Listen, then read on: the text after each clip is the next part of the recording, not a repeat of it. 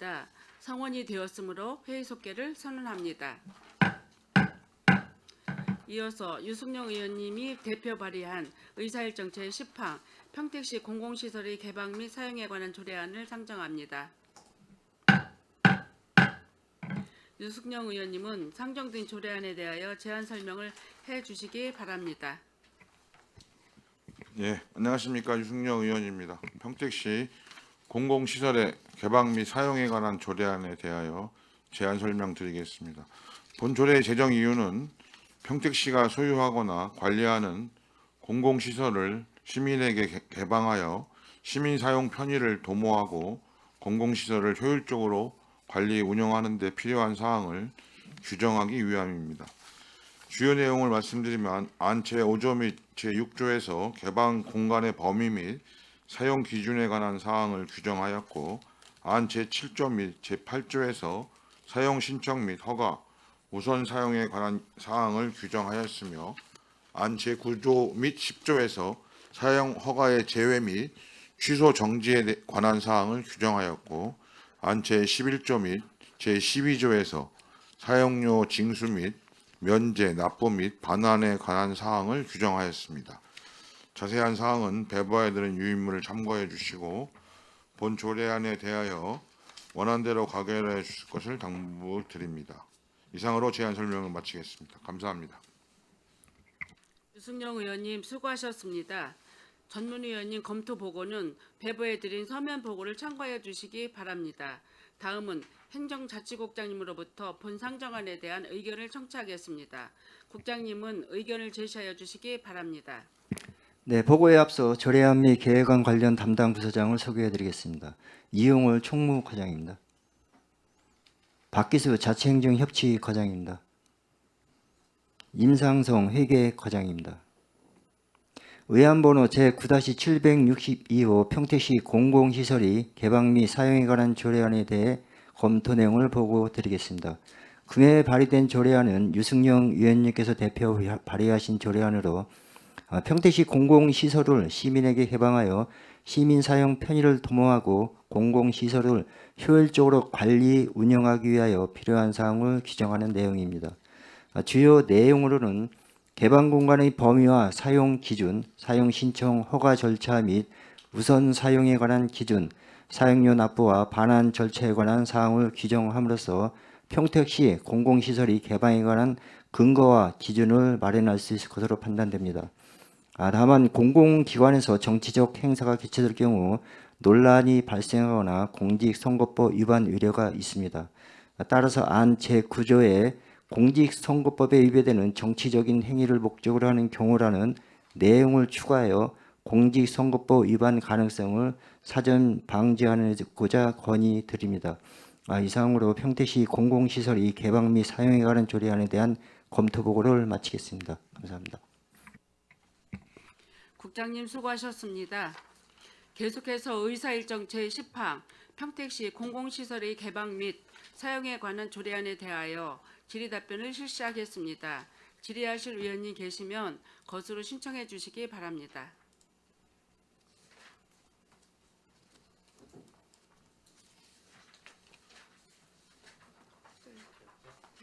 네, 이기영 의원님 질의해 주시기 바랍니다.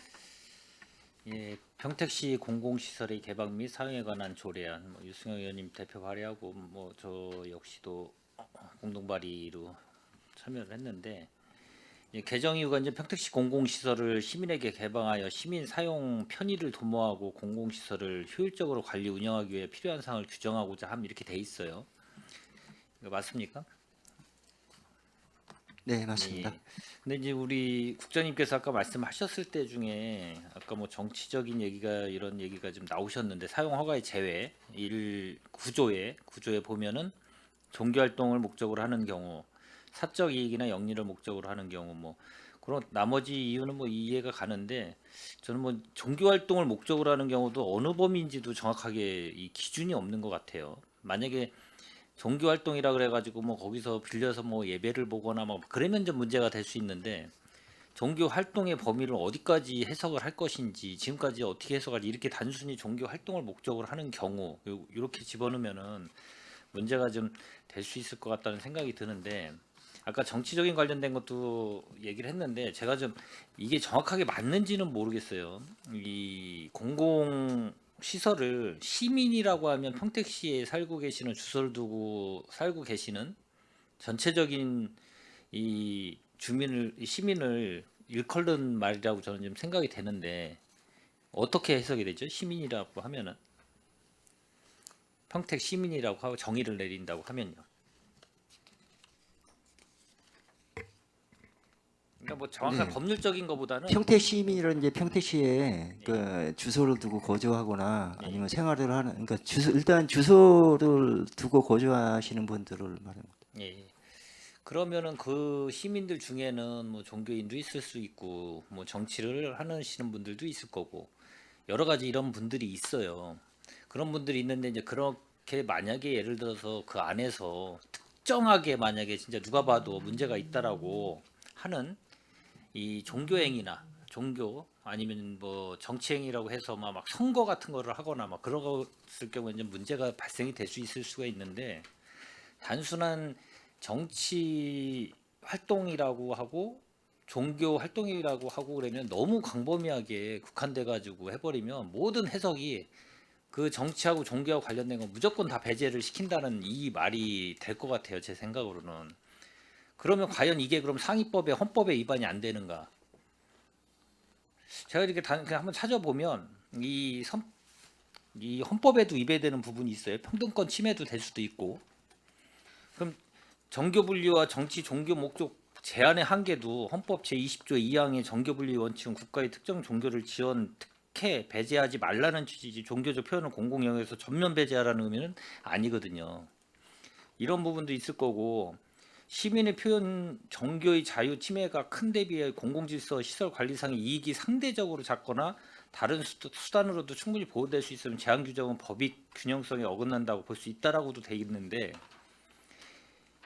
이 같은 공공시설을 이용하면서 정치, 종교, 목적이라는 이유만으로 차별하면 합리적 이유 없는 차별로 평가될 수 있다.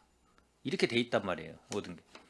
근데 이제 단순하게 우리 조례에다 그걸 딱 박아놓고 그렇게 정치든 종교든 그 아까 여기 나와 있는 제한하는 사용 허가의 제외 활동 이 활동이라는 건 너무 커요. 이 의미가 너무 커서 사적 이익이나 영리를 목적으로 하는 경우에는 뭐 거기에는 많이 들어갈 수는 있는데 단순한 특정 분야의 활동을 제한하는 경우는 너무 크지 않나. 이게 이제 누군가가 이거에 대해서 아마 헌법 소원을 안 했기 때문에 아마 이런 게 계속 담아져 있을 수도 있어요. 그냥 공무원분들이 편리성을 갖고 위해서 괜히 여기 이제 얘기 나오는 게 공무원분들께서 정치적인 중립은 치우치지 말고 선거 운동이나 이런 걸 하지 말고 중립적인 을 갖고 행동하라고 이제 이 공무 수행을 하라고 하는 거지. 거기에서 말 그대로 공공의 기관에 있는 그 시설을 빌려주는 게 그게 왜 중립을 훼손할까요? 저는 절대 중립이 훼손은 안 된다고 보거든요. 여러 당이 있으면 그쪽 당이 다 신청 오면 그 절차에 맞춰서 빌려주면 되는 거고. 그 대신 너무 많은 거기에 대해서 공공 시설물에 뭐가 공익을 해치거나 이런 문제가 된다 그러면 좀 신중할 필요가 있겠죠.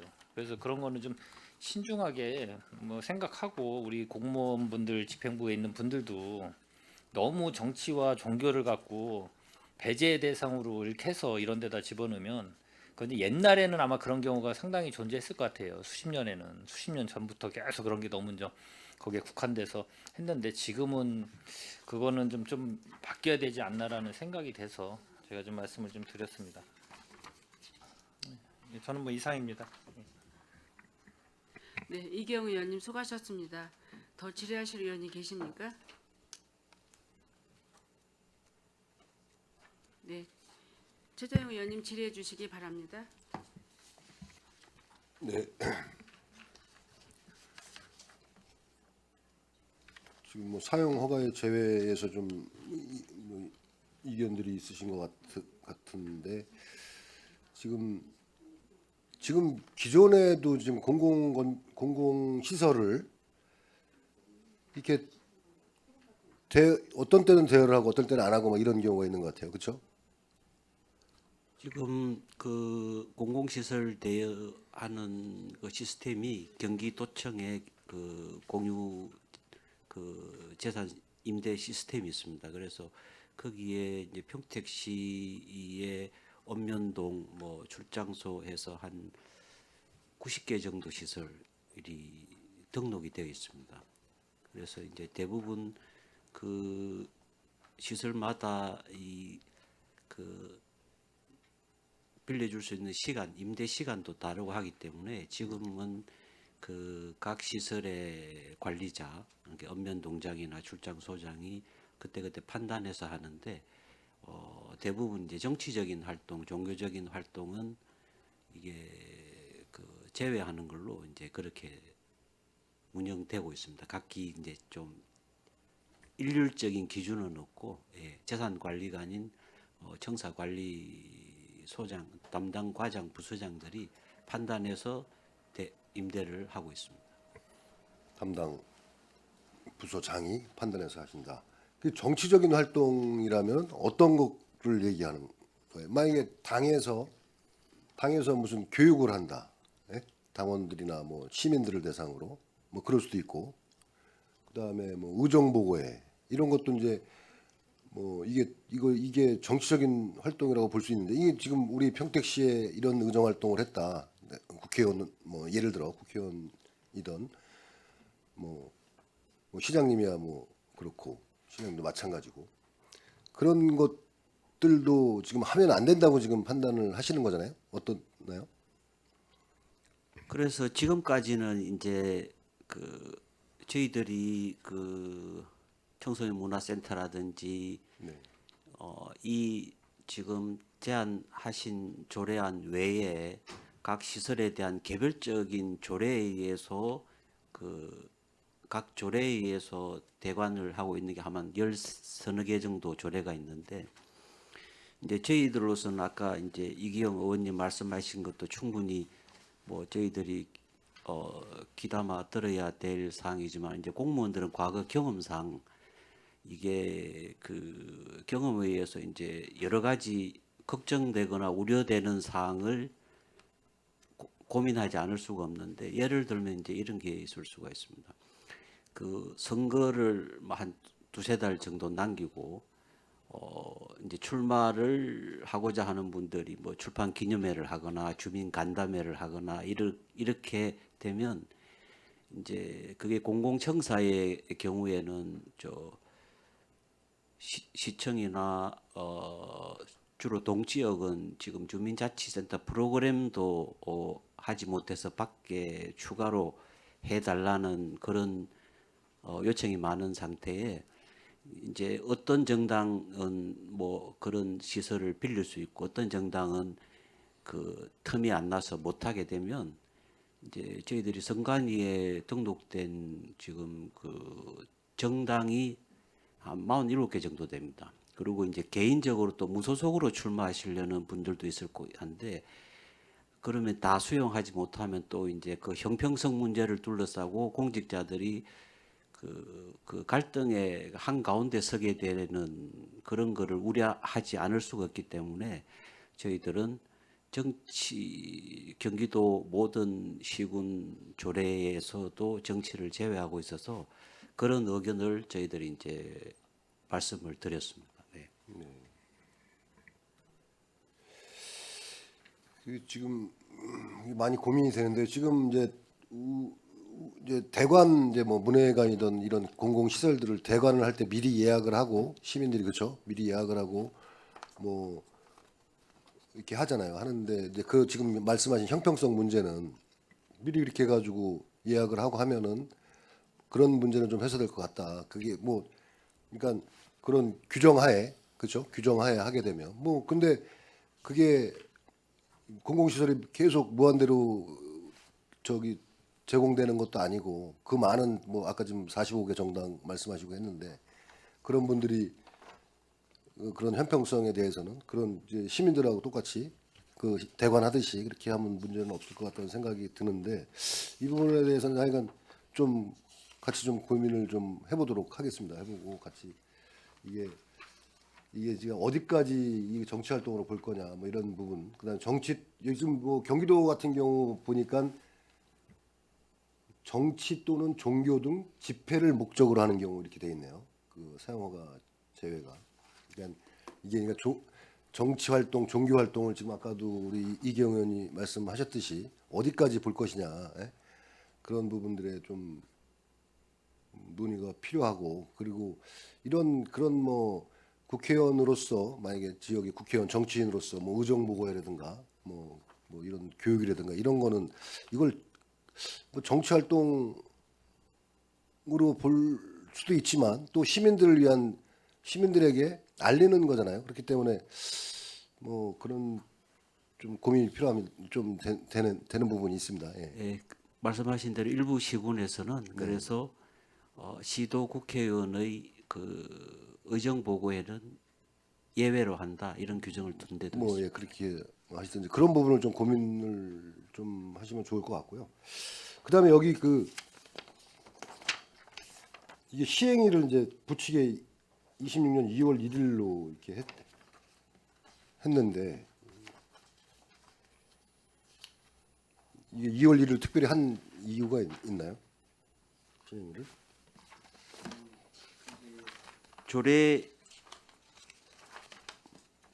조례에 따르면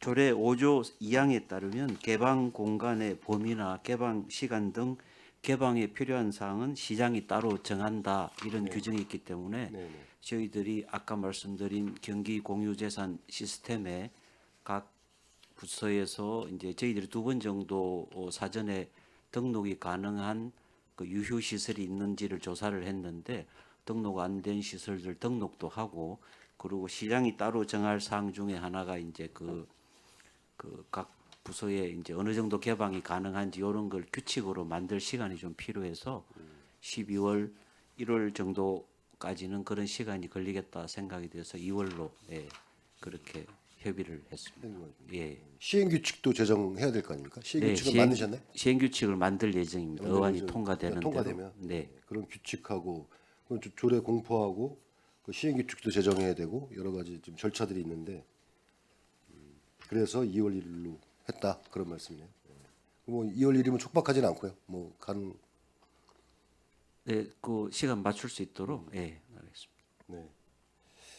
알겠습니다. 지금 뭐 그런 부분들 지금 뭐 논의 좀 문제 뭐 서로 이제 이견이 있는 부분들이 있는데 이제 그런 부분은 좀 저희가 또 검토하고 해가지고 예, 하도록 하겠습니다. 네, 이상입니다.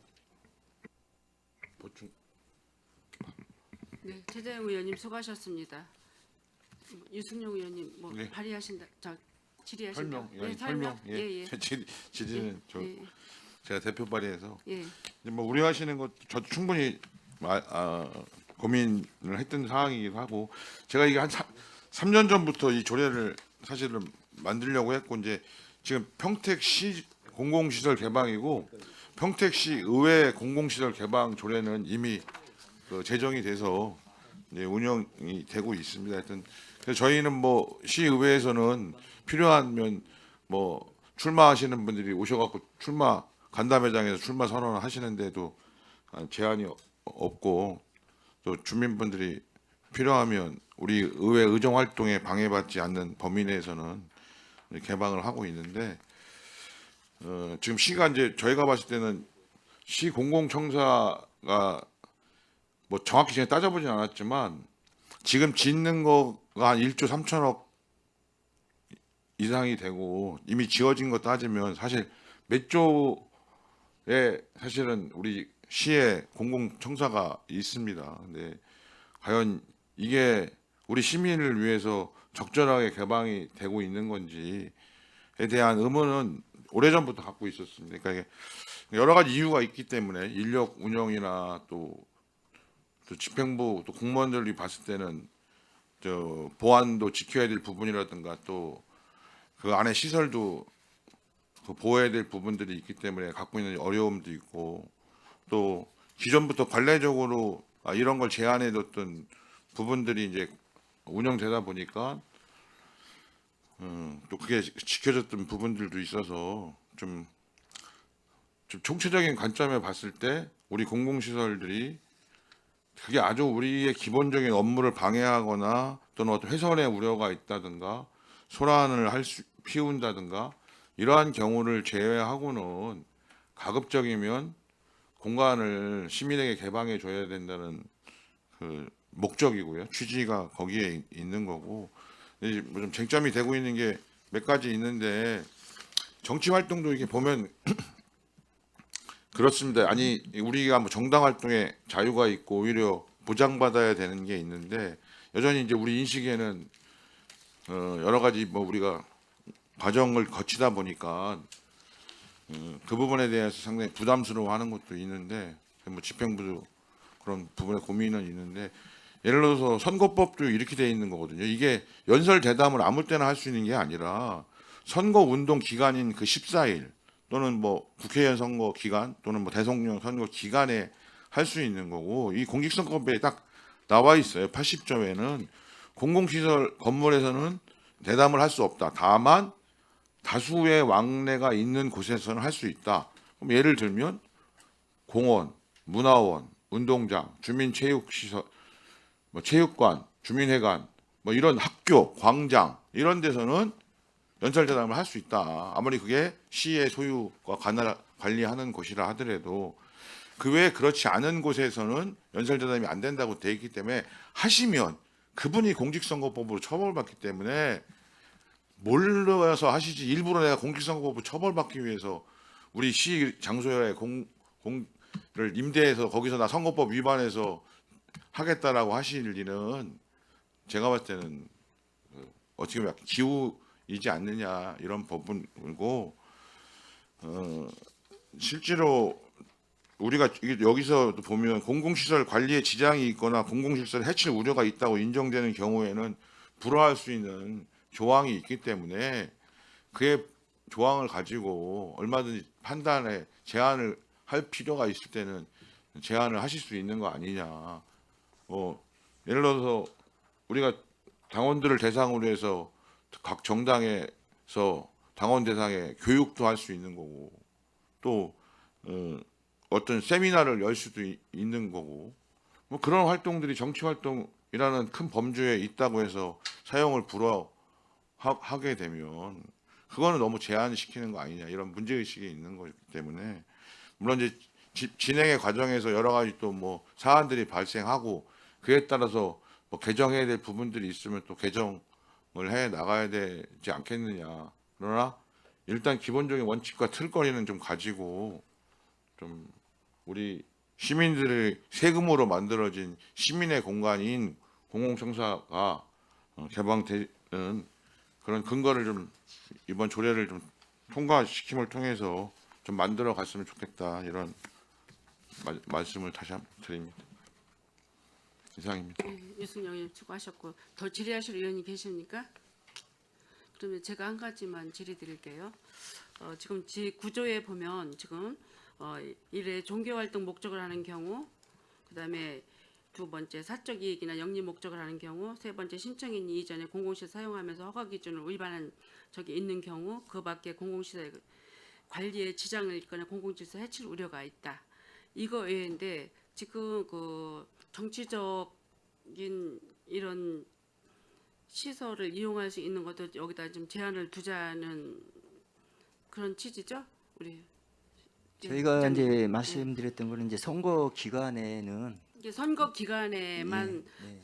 선거 기간에는 하지도 않을 것이며 제가 왜 말씀을 드리냐면 전에는 그 미래 비전이라는 포럼 같은 거 문회관에서 했어요. 하고 또 그 신년회 같은 국제교류센터나 뭐 이런 데서 신년회도 이게 국회의원들이죠. 국회의원들은 그런 일들을 했을 때 거기에 뭐 이제 여러 가지 제한사항이 있었겠지만 그래도 그때는 다 이런 행사를 좀 했었습니다. 그러면 저는 한 가지 말씀을 드리면 시장이 시민과의 대화도 공공청사에서 하면 안 됩니다. 앞으로 이걸 규정을 두자면 시장도 정치인이잖아요. 개인적으로 뭐 시장의 타이틀이지만 어떤 양당 대립해서 어떤 당에 소속돼 있는 시장님이 시민과의 대화도 하지 말아야 돼요. 어떻게 보면 시민과의 대화가 가장 큰 정치적 활동이거든요. 그것도 앞으로 제안을 두자면 그것도 시민과의 대화도 청사 안에서 하면 안 되고 밖에 어디 웨딩이나 이런 데 빌려가지고 그렇게 하는 방법이 있다고 저는 생각하고, 지난번에도 얼마 전에도 통합 30주년 미래 비전 포럼 시장님이 통합 30주년을 한 그 미래 비전 앞으로의 평택 그걸 하는데, 이것도 어떻게 보면 의장된 그 포럼이에요. 시장이 주도했지만 이미 지난 30주년 포럼을 왜 공공청사에서 공공연하게 이거야말로 지향을 해야 돼요. 그래서 그것 때문에도 먼저도 이제 말이 또 있었고 했는데, 당을 지지하는 그 공공연한 공공원 장소에서 공공 장소에서 이게 이루어졌거든요. 뭐 당에 뭐 누구도 지지하면서 이게 어떻게 보면 이게 정당 활동이에요. 이건 진짜 공공연하게 드러내놓고 하는 정당 활동이라고 저는 생각을 하거든요. 이런 행사라든가 뭐 이런 거 앞으로 한다면 시장이 실시하는 시민과의 대화도 앞으로는 공공청사에서 하면 안 된다. 저는 이런 말씀을 드리고 싶어요. 우리가 이거를 이제 차후에 저희들이 조정을 하겠지만 여러 가지 이제 안건이 있을 때 여기에 구조에 허가 사용에 들어가 있지도 않은데 여기를 이제 첨가해서 선거 기간 내에 이러고 하는데, 이건 평등법에 아까도 얘기했듯이 저촉이 되기도 하는데, 저 역시도 그동안은 국회의원이나 국정보고라든가 뭐 이런 거 할 때 다목적 회관 뭐 국제교류센터라든가 여기 문화회관 이런 거 빌려가지고 했거든요. 이제 했는데 이런 정당 활동이라고 규제를 한다면 앞으로 아무것도 하지 말아야 되고, 시장님도 공공청사에서는 시민과의 대화도 하지 말아야 된다는 의견을 저는 하면서 제 의견을 마치겠습니다. 더 질의하실 의원님 계십니까?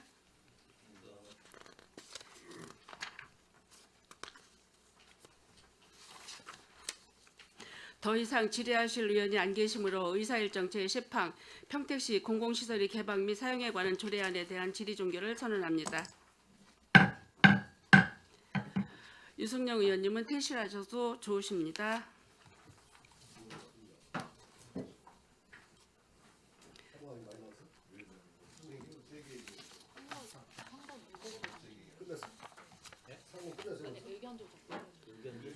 예, 계속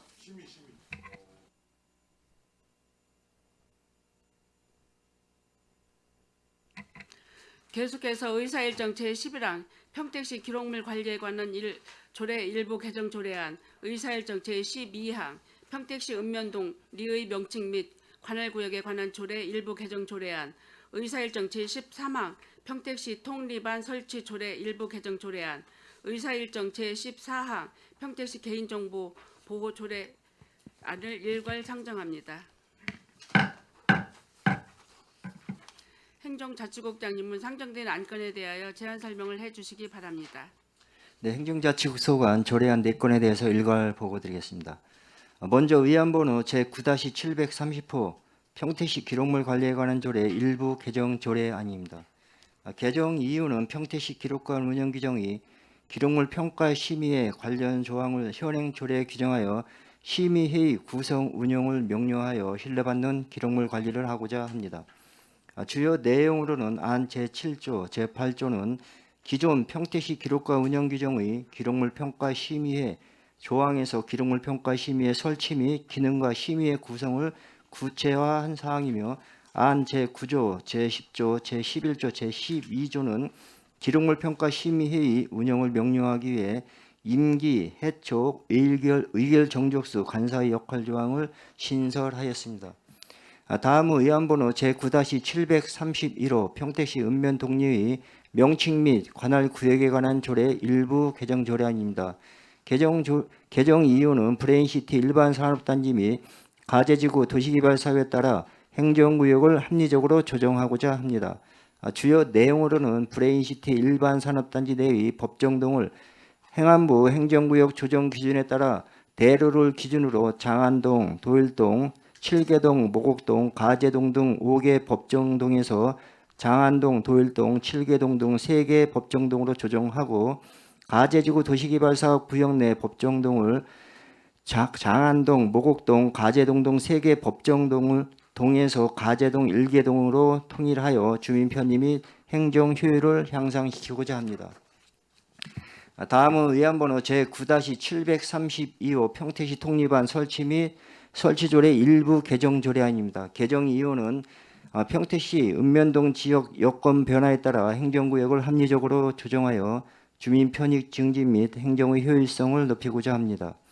주요 내용으로 평택시 통리반을 조정 전 460통 426리 4,357기반에서 조정 후 460통 433리 4,418기반으로 총 7계리 61개반이 신설되는 내용입니다. 대상은 총 3개 면동으로 먼저 현덕면은 화양지구 도시개발 사업으로 금년 하반기부터 공동주택 입주에 따라 화양지구 내 기존 운정 1, 2 등 9계리 행정구역 경계를 조정하여 화양 3리부터 화양 9리까지 새롭게 7계리를 부여하고자 합니다. 원평동은 14통 삿다리 마을의 누락 지번을 현행화하고 주민 생활권에 따라 15통과 16통 마을 간 경계를 조정하고자 하며 비전 2동은 45통 평택 비전 지웰 프루지오 공동주택 동명칭 5기를 정정하고자 합니다. 마지막으로 의안번호 제9-734호 평택시 개인정보 보호 조례안입니다. 개정 이유는 최근 개인정보 유출 사건으로 개인정보 보호에 대한 사회적 불안감이 고조됨에 따라 개인정보의 안전관리에 필요한 사항을 규정하여 행정의 신뢰성 제고 및 시민들의 권익 보호에 기여하고자 합니다.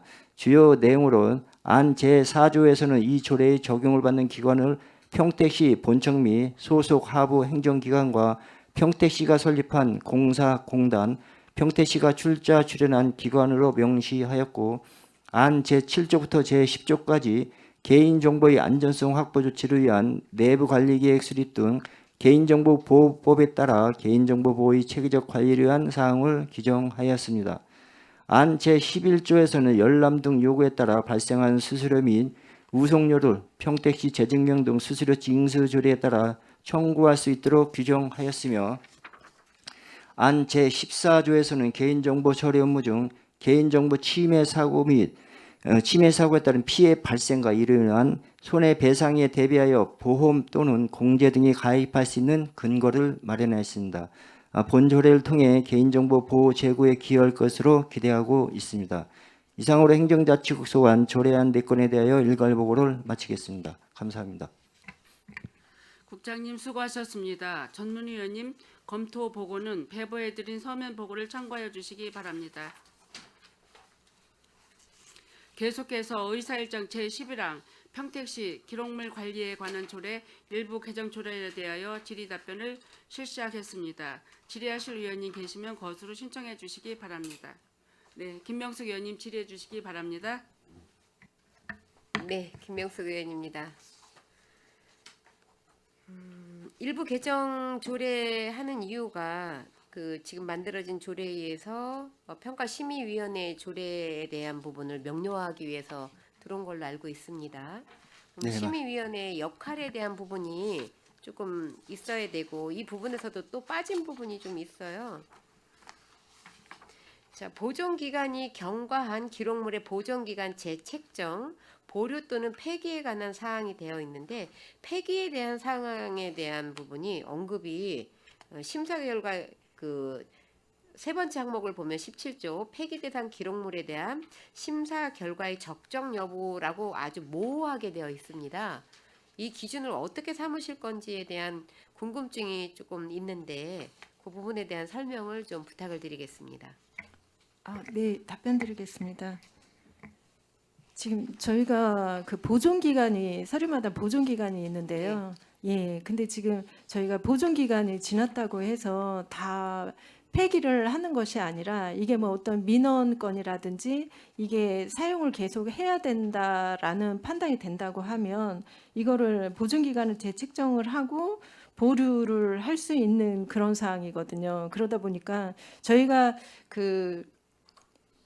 평가 지금 평택시 기록관 운영 규정에 보면은 네.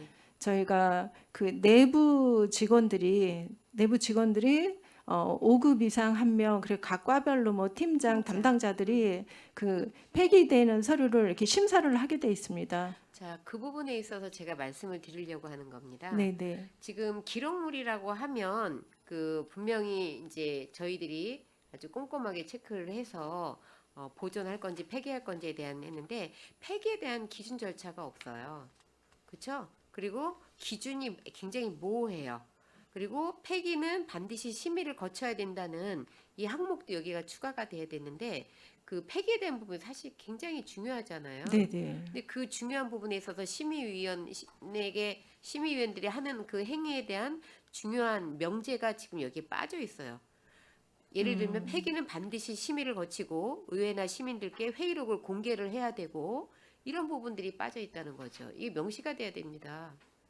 보존하는 거는 이런 절차가 안에 내부적으로 심의위원들이 해도 되는데 폐기에 대한 부분은 절차나 기준이 명확하게 있어야 되는 부분이에요. 왜? 폐기를 하면 그거에 대한 책임은 누가 집니까? 심의위원들이 지는데 그 절차의 미흡성에 의해서 책임을 지게 된다 그러면 그건 문제가 발생이 되는 부분인데 이 일부 개정 조례 안에 그 부분이 담겨져 있어야 되는데 그 부분이 없다는 거를 말씀드리고 싶었어요.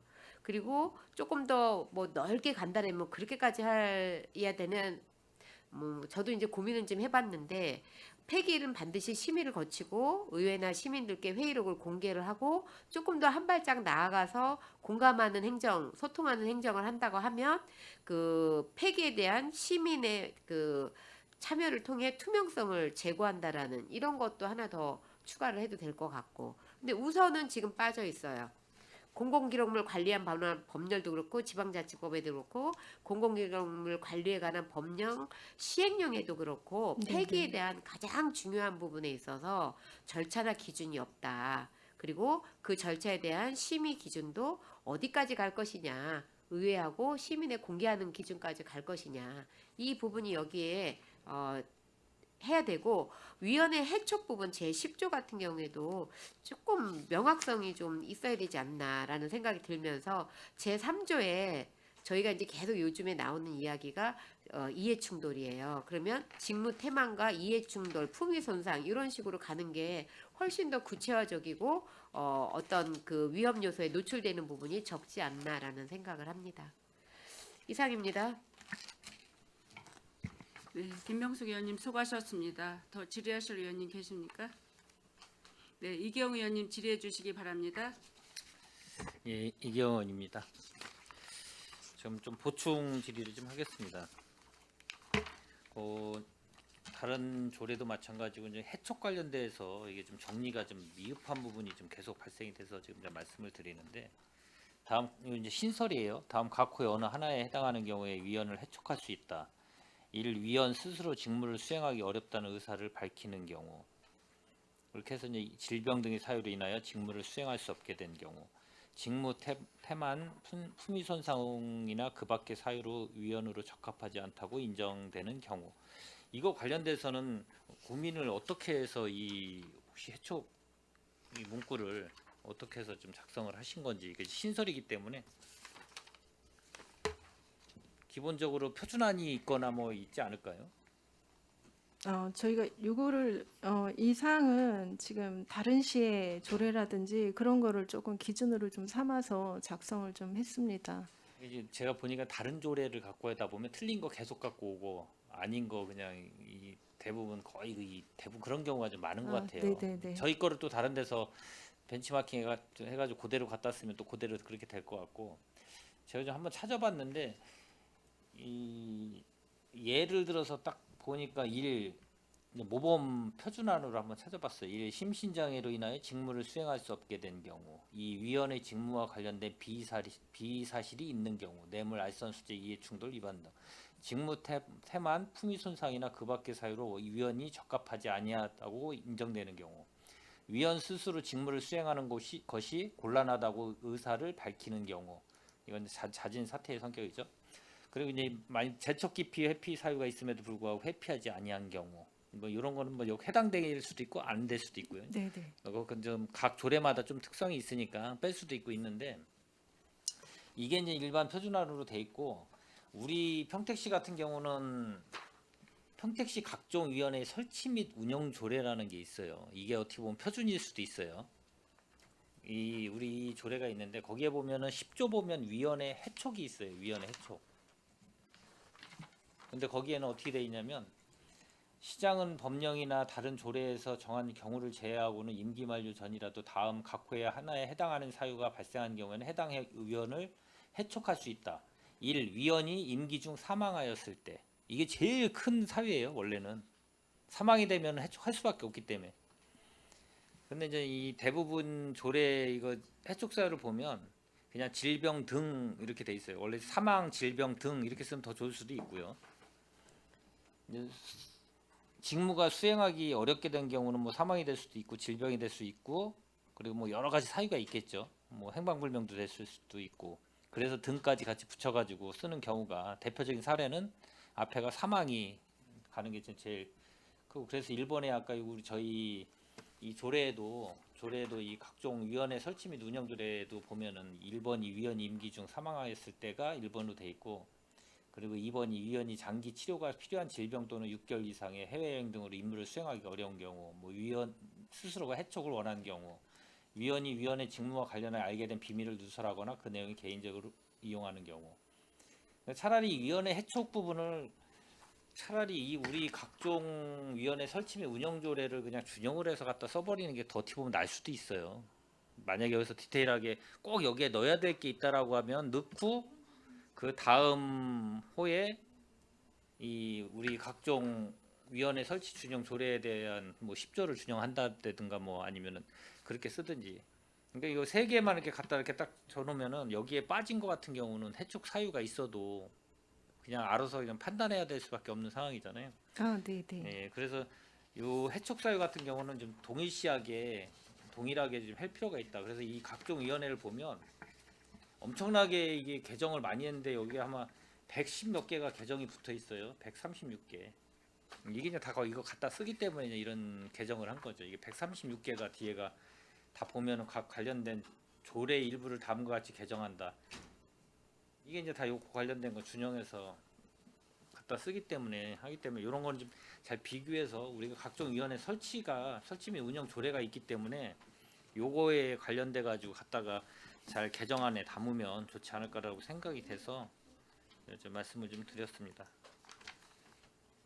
네, 이상입니다.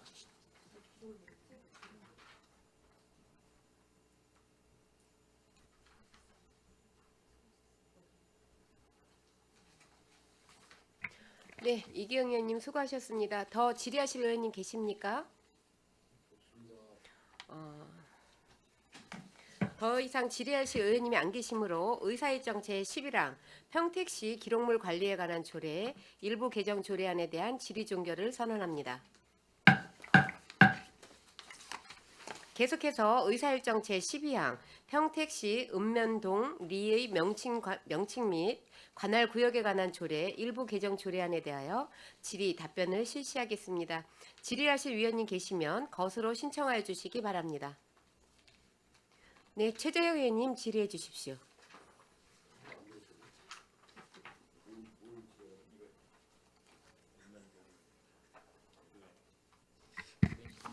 네, 최재형 의원입니다. 이번에 그 대로를 기준으로 해서 지금 행정구역 조정을 지금 한 것 같습니다. 네, 그렇습니다. 네. 대로를 지금 브랜치 일반 산업단지 내에 있는 그거는 이제 대로를 기준으로 대로가 지금 변경되면서 그 예, 기준으로 지금 새롭게 예, 지방도 네. 317호선을 기준으로 기준으로 해가지고 예, 정리한 겁니다. 5개 법정동에서 3개의 법정동으로 조정했습니다. 네 그렇게 조정한 거죠. 네. 근데 이거는 뭐 잘하신 것 같아요. 이 대로를 기준으로 해서 이쪽 그 전에 이제 대로가 이쪽에 있다가 이제 옮겨진 거잖아요. 그러면서 이제 그에 따른 이제 행정구역을 조정한 것 같아요. 네.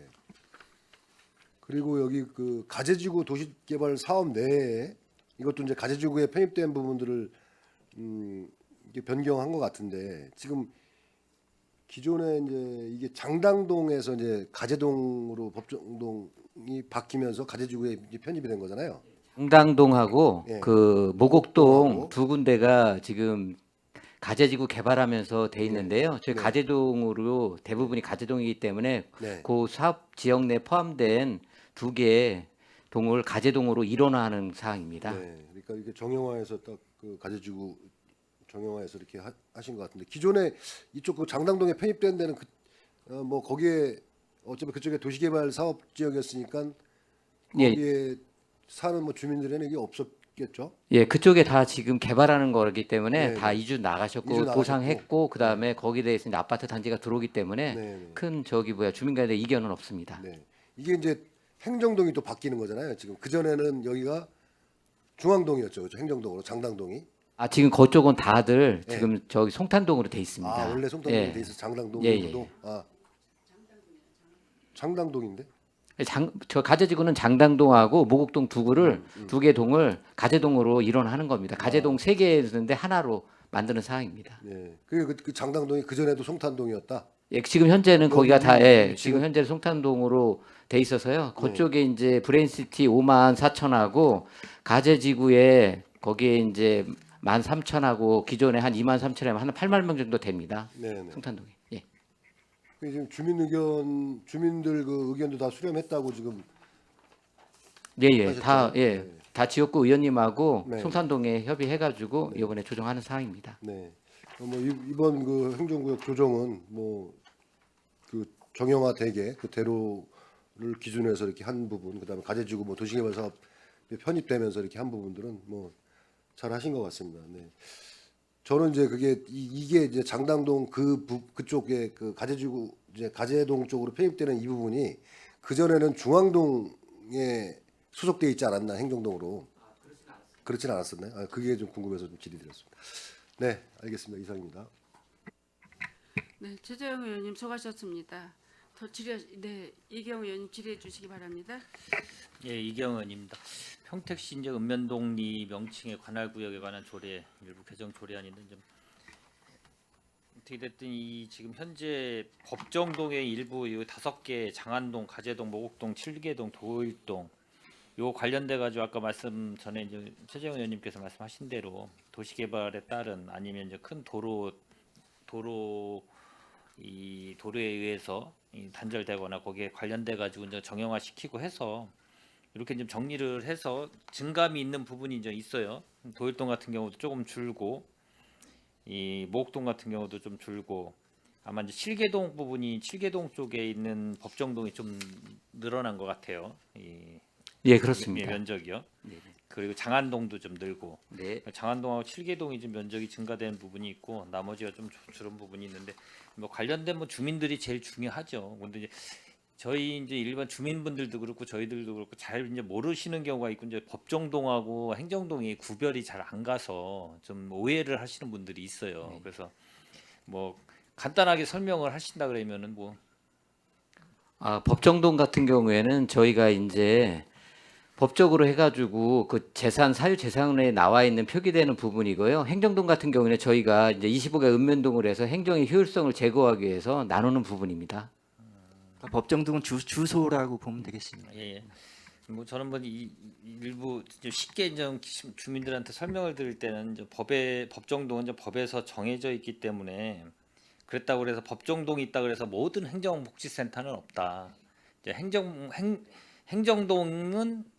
행정복지센터가 있으면 그 명칭이 행정동이다. 그렇게 말씀을 드리는데 이제 헷갈리는 부분이 장안동 뭐 다 동으로 끝나다 보니까 이게 이제 장안동에도 행정복지센터가 있나 뭐 이제 여기 우리는 알지만은 이제 타지에서 오면은 장안동, 가재동 막 행정복지센터가 다 있겠다라고 이제 생각이 들잖아요. 그래서 이제 법정동과 행정동을 행정으로 구별하기 위해서 행정의 편리성을 위해서 행정동을 만드는 거고 나머지 이제 법에 정해져 있는 그 명칭이 법정동이다. 이제 이거를 좀 정확하게 알아야 왜 이제 이 변경이 되는지 일부 또 조정이 돼가지고 면적 그래도 이제 여기 같은 경우가 이제 불악에서 만약 걸쳐 있거나 이제 계속 이거 다음 것도 나올 텐데 통리반 설치조례도 마찬가지고 이제 자연불악 제가 계속 말씀드린 게 자연불악 같은 경우는 이런 게 상당히 되게 민감하게 지금은 작용이 돼요. 예, 지금 현재 대부분이 전에는 생활권으로 해가지고 큰 문제가 없었는데요. 그 통리장 이제 선거를 하다 보니까 유권자 이제 투표하다 보니까 이제 본인 생활권이 만약에 16통이다 그런데 15통으로 돼 있는 부분이 있으면은 그렇게 얘기가 나오면은 저희가 그거 부분에 대해서 양측의 이장님이나 그다음에 동의 그 의견 듣고 그다음에 지역구 의원님의 의견을 들어서 그다음에 이제 이렇게 조정하게 돼 있습니다. 제가 이제 이 말씀을 드리는 거는 전에 제가 행감 때인가 아마 그런 얘기를 드렸나, 신청이 들어오기 전에 기본적으로 한번 25개 읍면동의 자연불악 쪽이나 특히 이런데 이제 이런 도심 쪽은 뭐 그럴 일은 별로 없더라고요. 근데 이제 이 자연불악 쪽에서 워낙 이 중심적으로 이루어지는 불악이 있고 좀 떨어져서 그 불악인데도 불구하고 떨어져서 있고 그 인근에 또 가까운데 다른 이 리에 이 그쪽에 접해 있는데 결론 생활권은 거긴데 이쪽에 행정구역으로 돼 있는 경우가 상당히 많아요. 그거를 좀 전수조사를 하든 조사를 해서 정리를 안 하면 계속 문제가 발생돼서 나중에 이제 문제가 나서 이 행정 개표로 들어오는 경우가 있어요. 그래서 읍면동 쪽으로 관련돼서 우리 관련 자치 행정 협치과장님이시니까 관련돼 가지고 읍면동에다가 협조 뭐 공문을 보내듯 해서 한번 파악을 해보실 필요성은 있다. 그렇게 해서 한번 정리하고 그래도 누락되면 좀 어쩔 수 없는데 되게 예민해졌더라고요. 그런 부분을 좀 이 행정 서비스를 좀 해야 되지 않나라는 생각이 들어서 좀 오늘 여기 들어왔기 때문에 예. 뭐 신청에 의해서도 뭐 상반기 하반기에 나눠서 예, 두 번. 두 번 한다며요. 그러니까 좀 그거를 이 우리 시 차원에서 먼저 좀 조사를 좀 할 필요성이 있어가지고 제가 덧붙여 네, 알겠습니다. 말씀을 드렸습니다. 예, 예. 알겠습니다. 예, 이상입니다. 네, 이경 의원님 수고하셨습니다. 제가 질의할게요. 최재형 의원님이 질의하실 때 여기 잠깐만 장당동이라고 했는데 장당동이 아니라 장안동이잖아요. 이게 지금? 근데 잠깐만 장당동이 아, 가재지구는 가재지구. 장당동이고요. 그다음에 네. 브레인시티는 장안동입니다. 아, 장안동. 예. 두 개. 두개다 있습니다. 저는 다 지금 장당동이라고 그렇게 얘기를 하시는 것 네네. 같아서 이거를 짚고 넘어가야 될 것 같아서 이게 일부 도일동이 장안동으로 편입되고 일부 모곡동이 이제 칠계동으로 이제 편입되는 네. 사항이잖아요. 네. 이거 이렇게 편입되는 사항에 있어서 지역민들은 다 호응을 한 거죠? 그쪽에 이제 사업이 개발되기 때문에 이제 보상을 다 한 상황이고 주민들이 지금 거주하고 있는 상황이 아닙니다. 그래서 네. 소유권 이전했고 사업지구로 했기 때문에 주민들이 이제 반대 이런 사항은 없습니다. 그럼 다행이고 왜 또 주민들이 이렇게 좀 세대 수가 있고 이제 이러면 또 반발도 일어나고 이러는데 다행히 뭐 주민이 거주하는 용지가 아니라고 하니까 다행이라고 생각을 합니다. 잘 처리해 주시기 바랍니다. 알겠습니다. 더 이상 질의하실 위원님이 안 계시므로 의사일정 제12항 평택시 읍면동 리의 명칭 및 관할구역에 관한 조례 일부 개정 조례에 대한 질의 종결을 선언합니다. 계속해서 의사일정 제13항 평택시 통리반 설치 조례 일부 개정 조례안에 대하여 질의 답변을 실시하겠습니다. 질의하실 위원님 계시면 것으로 신청해 주시기 바랍니다. 네, 이경 의원님 질의해 주시기 바랍니다. 예, 이경 의원입니다. 앞서 말씀드린 대로 뭐 이거 평택시 통리반 설치조례 일부 개정 조례안에 이 내용 중에 뭐 이제 원평동 같은 경우가 이제 그런 상황이 있을 것 같고 누락지본 뭐 현행화 14통, 및 주민 생활권에 따른 통간 경계 조정 15통하고 16통. 그러니까 이제 어디 쪽에 더 가깝게 생활권이 있느냐에 따라서 그 관련돼서 아마 이 조정이 일어난 것 같습니다. 원평동 같은 경우 사례. 예, 그렇습니다. 네네. 현덕면 같은 경우는 이제 화양지구 내 이제 공동주택 입주에 따른 화양지구 일원이 이제 운정 1, 2부터 3리, 도대 1, 2부터 3리, 화양 1, 2부터 1리, 그리고 경계 조정 및 리반 신설하는 게 화양 3리부터 9리. 관련돼서 이제 화양지구가 아마 개발되고 나면서 그 관련돼서 조정이 좀 일어나는 부분이 있는 것 같아요. 네네. 예. 뭐 비전 이동 같은 경우에 뭐 단순 오기 뭐 이런 정정하는 요런 것 때문에 주요 내용으로 아마 개정이 들어온 것 같습니다. 맞습니까? 예, 맞습니다. 비전 이동 같은 경우에는 동 표기가 101동에서 108동으로 되는데 1101동에서 1108동으로 네. 이렇게 오기를 바로잡는 사항입니다. 뭐 주요 내용을 보면 뭐 그렇게 크게 뭐 쟁점 있는 게 아니라 이제 잘 네네. 정리를 하시는 거니까 뭐 큰 의견은 뭐 없는 것 같습니다. 그래서 한번 여쭤본 거고요.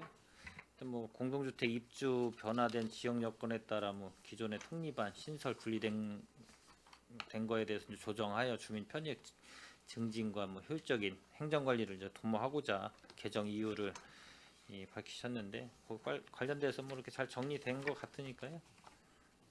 네, 알겠습니다. 이상입니다. 네, 이경우 의원님 수고하셨습니다. 더 질의하실 의원이 계십니까? 네.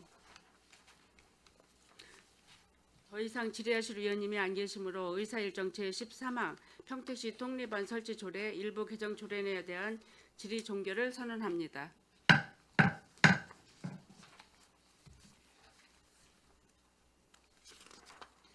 계속해서 의사일정 제14항 평택시 개인정보 보호 조례안에 대하여 질의 답변을 실시하겠습니다. 질의하실 의원이 계시면 거수로 신청해 주시기 바랍니다.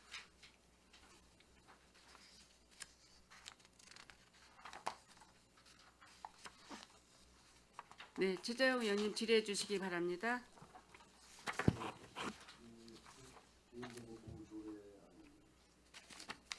지금 여기 6조에 보면 6조에 개인정보 보호 책임자 등의 지정이라고 있는데 여기서 개인정보 처리자는 그러니까 6조 1항에 보면 개인정보 처리자는 법 31조 제1항에 따라 개인정보 보호 책임자, 개인정보 관리 책임자 및 영상정보 관리 책임자를 다음 각과 같이 지정한다 이렇게 돼 있어요. 네네. 여기서 개인정보 처리자는 누구입니까? 개인정보 처리자는 개인정보 화일을 운영하는 뭐 공공기관이나 법인 뭐 또는 단체, 개인 이런 거를 다 개인정보 처리자라고 합니다. 그러니까 저희가 개인정보 처리자는 평택시가 개인정보 처리자가 됩니다. 평택시가 되는 거예요? 평택시 시장이 되는 겁니까? 아니 평택시장이 공공기관이기 때문에 평택시라고 보시면 돼요. 공공기관 네네. 평택시에서 개인보호 책임자와 이런 관리 책임자를 지정한다. 네네. 그런 말씀이네요.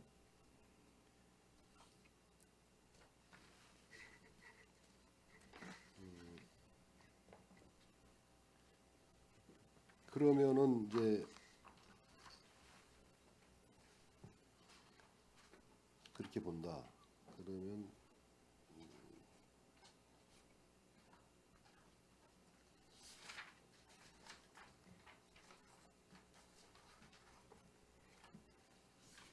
여기에 보면 이제 공사 공단 및 출자 출연 기간 네네. 이건 공사와 출연 기간의 그 개인정보 처리자의 지정 사항을 그러니까 여기 좀 이렇게 지정하고 공단 및 출자 출연 기간 개인정보 보호 책임자를 이제 지정하는데 이 기관 그러니까 개인정보 처리자 그 기관 공사와 출연 기간의 그 기관장이죠. 기관장. 여기서 지정하는 사항을 이 감독기관에 보고하도록 하는 절차가 좀 빠진 것 같아요. 어떻게 생각하시나요? 이 공사 출연 기간은 저희가 이제 일반적으로 그 개인정보 그 조례 지침 표준 지침에 공사공단의 그 책임자를 포함하게 돼 있어서 이렇게 했지만 공사공단 관련해서 개인정보 처리에 관련된 사항들은 그 부서를 그 책임자를 기준으로 해서 각각 그 뭐 배상 책임이라든지 유출에 대한 신고 개인정보위원회에다가 신고를 직접 하게끔 이렇게 되어 있습니다. 이 지금 여기 개인정보 처리자가 개인정보 보호 책임자 이게 시 같은 경우는 이제 본청이나 하부기관의 그 업무 보호 업무를 총괄하는 실국장이고 네, 저희 국장님. 예, 국장이 되시는 거고 그다음에 공사 출자 출연 기관 같은 경우는 개인정보 보호 업무를 담당하는 부서장이 되잖아요. 네네네. 예. 이렇게 그 개인정보 처리자가 이거를 이 관리 책임자하고 이런 분들을 지정을 하는데 이 출연 기관 이쪽에서 하는 이런 부서장을 이렇게 임명하는 거를 관리 기관에다 보고를 해야 되는 게 맞지 않냐는지 그 말씀이에요.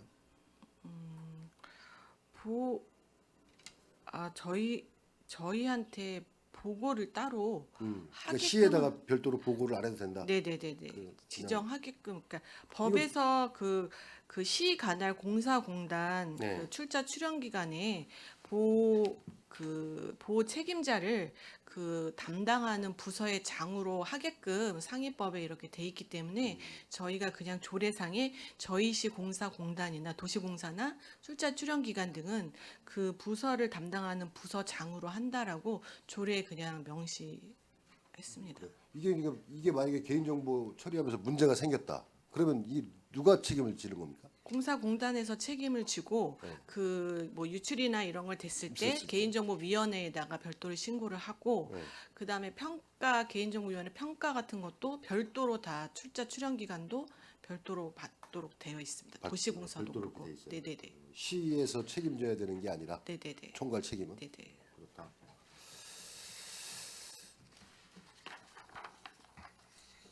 그리고 그 이제 8조에 보면 이제 개인정보 파일 관리가 있어요. 여기 보면 이제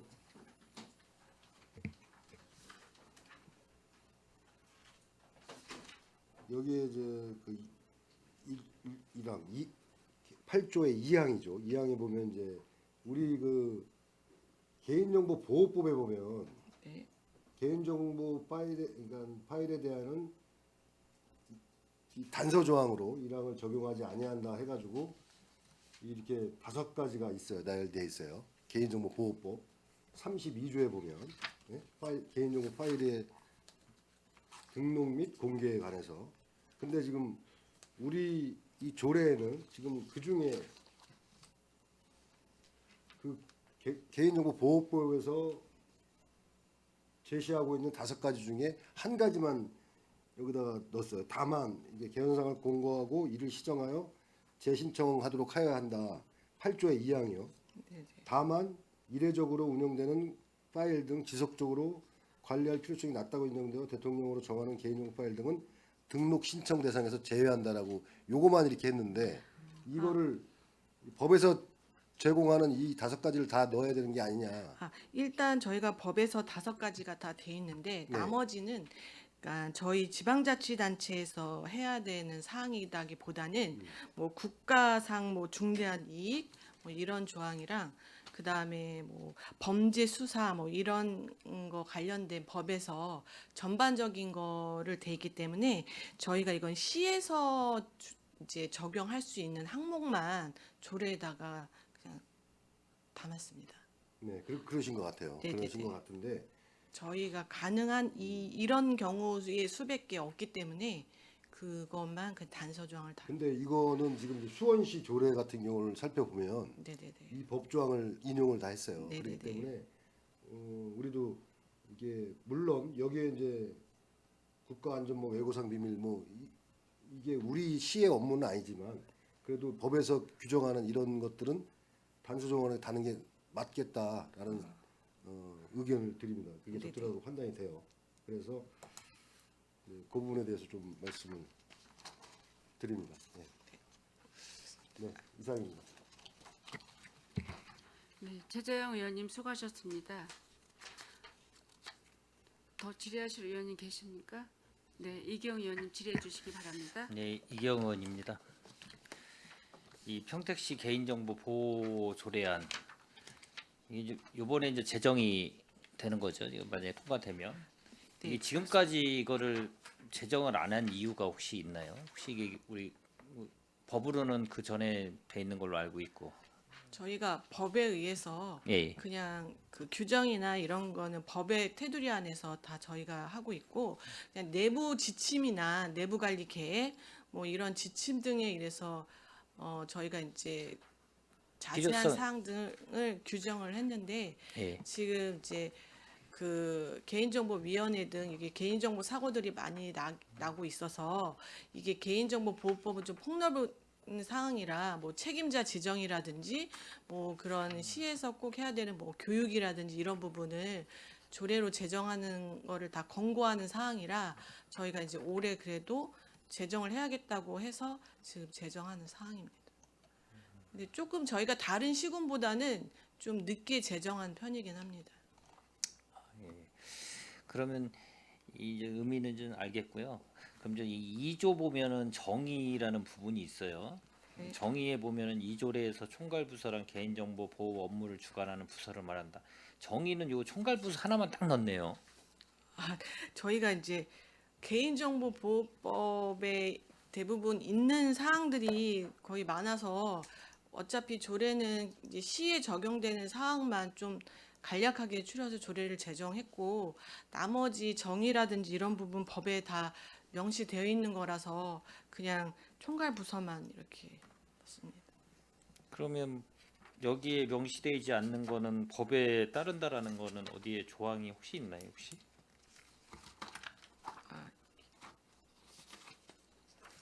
근데 기본적으로 뭐 법에 다 있어도 이 정의는 여기에서 이 나오는 단어를 갖고 정의를 내려줘야 기본적으로 이 조례 같은 경우가 다른 것도 마찬가지예요. 다른 조례도 이 안에 조문에 나와 있는 이 정의를 내려줘야 되는 거를 여기다가 대부분 실어주는 게 이제 일반적인 건데 형식으로 봤을 때는 근데 너무 총괄부서랑만 딱 달랑 하나만 딱 요거만 갖고 정의를 내려 주셔가지고 아, 좀 이해가 안 되는 뭐 다른 지자체 같은 경우 보면 개인정보란 개인정보법 제2조 1호에 해당하는 정보를 말한다.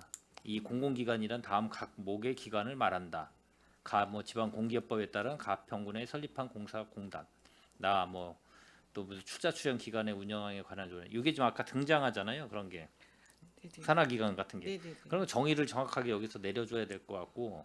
그리고 총괄부서는 당연히 들어가는 거고요. 총괄부서란 뭐 개인정보 보호 업무를 총괄하는 부서를 말한다. 여기는 뭐 대부분 들어가고 뭐 개인정보 처리자라고 이렇게 들어가 있는 데도 있고 개인정보 취급자라고 들어 있고 우리도 여기도 보면은 이 처리기관 뭐 관리 책임자 뭐 이런 게 있긴 있는데 이게 너무 좀 단순하게 좀 들어가 있는 것 같아서 정의가 총괄 부서만 하나가 들어가 있는 게 좀 미약하지 않나라는 생각이 좀 들어서 좀 말씀을 들었고요.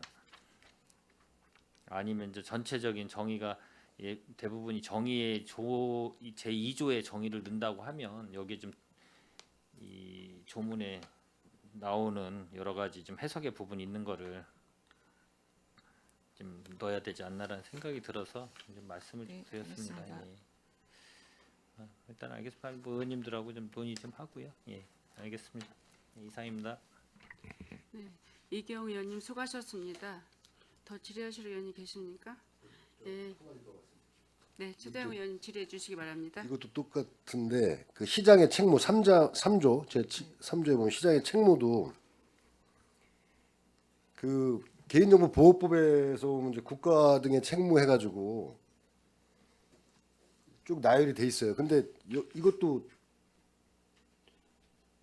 1항만 넣고 2항부터 5항은 다 뺀 상황이 있어요. 그래서 이 부분도 지금 지금 이제 법에 보면 이제 1항에 대한 거는 넣었어요 여기. 그러니까 조론과 개인의 사생활 보호를 도모하기 위한 시책을 강구해야 된다 이런 건 넣었는데 그 다음에 또 2항에 보면 법에 지방자치단체는 정보 주체의 권리를 보호하기 위하여 법령의 개선 등 필요한 시책을 마련해야 한다 이런 조항 이것도 2항에 이게 있고 3항에 뭐 14세 미만 아동의 개인정보 보호에 필요한 시책을 마련해야 된다. 그러니까 4항에도 있고 이게 쭉 5항까지 있어요. 근데 이걸 다 빼고 그냥 이것만 넣으셨는데 이것도 좀 뭐 특별한 이유가 있는가요? 아, 특별한 이유는 이유는 없고요. 없습니다.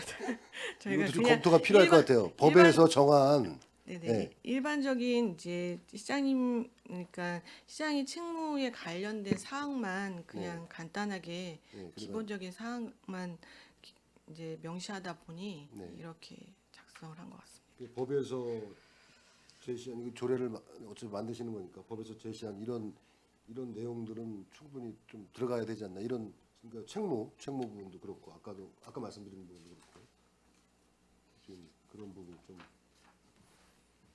있어서 좀 검토가 필요해 보인다 말씀을 드립니다. 네. 네, 알겠습니다. 네, 이상입니다. 네, 최재형 의원님 수고하셨습니다. 저도 궁금해서 한 가지 여쭤볼게요. 그 5조에 보면 개인정보 처리 및 보호에 관한 조례에 특별한 규정이 있는 경우를 제외하고는 이 조례 제정 바에 따른다. 이렇게 얘기를 했는데 그동안 이 조례가 이제 제정이 안 돼 있을 때 뭐 이제 수사기관 있죠. 경찰이라든가 무슨 검찰 뭐 이런 데에서 아마 그 가족사항이라든가 뭐 개인 뭐 이런 거에 대한 정보가 제공을 네. 할 수도 있었죠. 네네네네. 그럴 경우에는 어떤 절차 방법을 거쳐서 했었나요? 그 공문으로 그 개인정보 제공 3자 제공이라고 해서 개인정보 제공 의뢰가 오면은 저희가 개인정보보호법에 의해서 네. 그 본인의 동의 없이 개인정보를 제공하는 그 조항이 있습니다. 어떤 법률적으로 조항이 있을 때 또는 수사나 범죄에 의해서 요청이 있을 때 본인의 동의 없이 제공할 수 있다라고 되어 있기 때문에 그거에 의해서 뭐 공문으로 예를 들어서 경찰서나 법원에서 오면 그 개인정보를 제공해주고 있습니다. 그러면 이제 개인한테는 이제 그건 이제 비밀 유지가 되는 거죠. 그러니까 네네네네. 의사 타진 없이 그냥 네, 정보. 본인의 동의 없이 제공해주고 있습니다. 예, 이게 보니까 은행권 같은 데서도 본인의 동의 없이 이게 조회가 돼 있어가지고 수사가 다 끝나고 뭐 한 경우에 은행에서 통지가 왔다고 이제 그러는 거예요.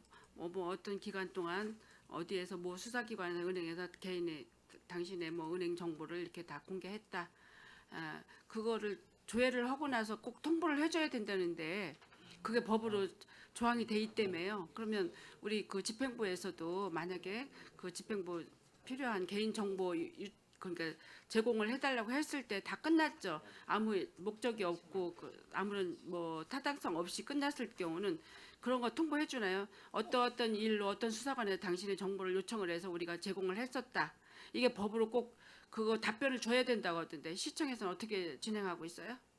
저희가 그거는 법으로 그러니까 제공 여부에 대해서 본인에게 그 제공했다는 근거를 주는 거는 그러니까 제가 알기로는 법에 그런 근거는 없고 그 목적 외 제공 그러니까 그 여기 개인정보보호법 18조에 그 동의 없이 제공해 줄 수 있는 조항이 있습니다.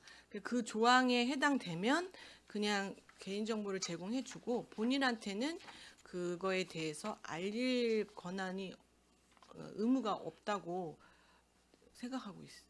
그래요. 생각하고 있다고 생각하지만 그 법정을 한번 찾아보시기 바랍니다.